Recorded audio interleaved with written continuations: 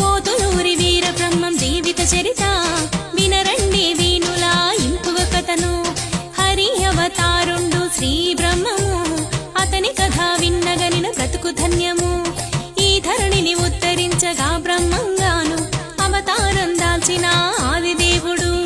రాబోవు కాలజ్ఞానం రాబోవు కాలజ్ఞానం రాబోవు కాలజ్ఞానం కామ్యం రాసి జగతికి తానందించిన జ్యోతి రూపము.